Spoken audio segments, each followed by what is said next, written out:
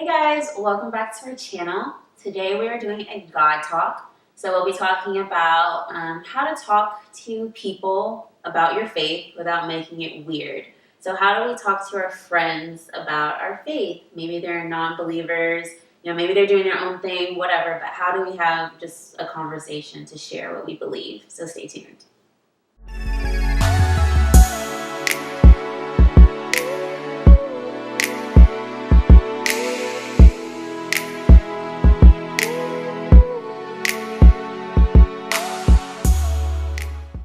Before we hop into the video, we do want to mention a good example of how one of Jesus' disciples talked to people about his faith, and that's Paul in the book of Acts. So you can read his story of how he talked to the people in Athens just about his faith at regular conversations. You can read about that story in Acts 17.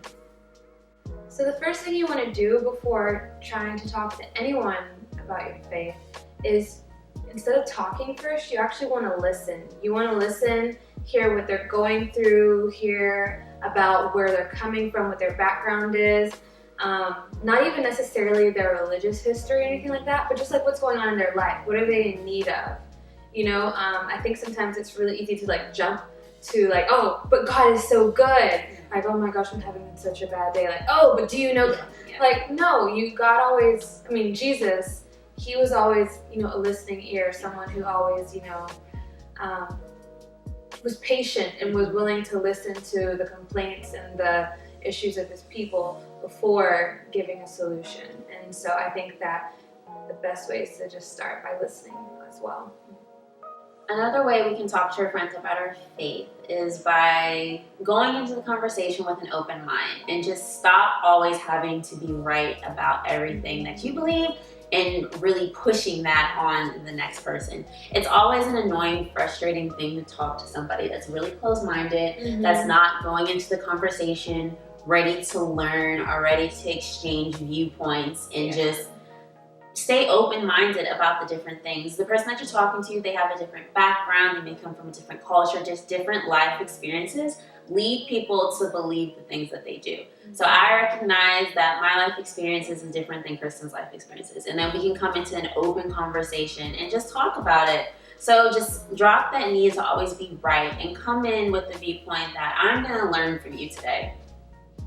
Another thing that's important to remember is that you make sure that you use their language. Meet them where they are. A really good example is, those people in class, and they're like geniuses, and it's like they want everyone else to know that they're geniuses, and so they use the most out there words that no one ever uses, that you find on Jeopardy or something.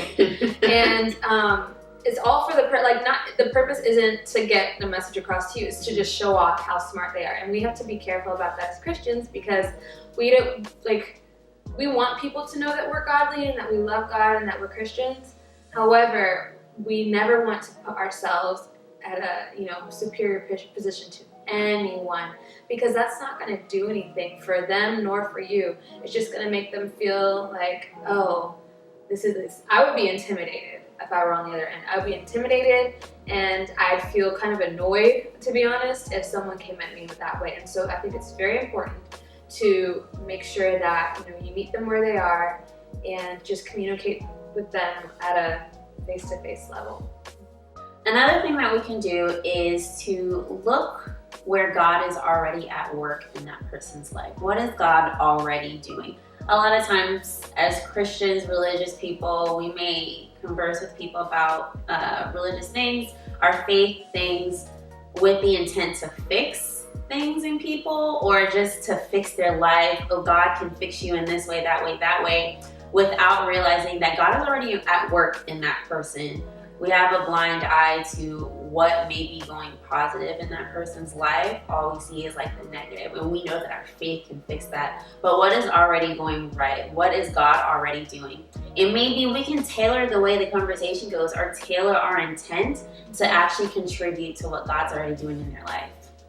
Thank you guys so much for watching this video. We hope you guys have learned something, and we'll take these tools of evangelism and keep it in mind when talking to friends or family that don't share the same faith that you do. As always, Let us know what you think in the comments. Subscribe, like, and share with all your family and friends.